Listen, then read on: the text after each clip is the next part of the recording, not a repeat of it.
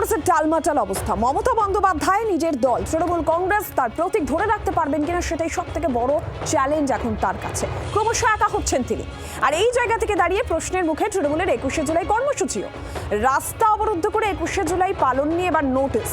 মমতা বন্দ্যোপাধ্যায় অভিষেক বন্দ্যোপাধ্যায়কে নোটিশ কলকাতা হাইকোর্টে। ধর্মতলায় রাস্তা বন্ধ করে 21শে জুলাই পালন কেন? কলকাতা হাইকোর্টে দায়ের আদালত অবমাননার মামলা। আগামী 3রা জুলাই কলকাতা হাইকোর্টে মামলার শুনানি রয়েছে। বন্ধ করে যে মিটিং মিছিল বা যে কোনো অনুষ্ঠান করা হয় তাতে জনজীবন বিপর্যস্ত হয় এবং যে সমস্ত এমার্জেন্সি সার্ভিসেস আছে সেগুলো ডিস্টার্বটেড। তো এই নিয়ে জনস্বার্থ মামলা ফাইল হয়েছিল 3 মে 2018-তে তার জাজমেন্ট হয়।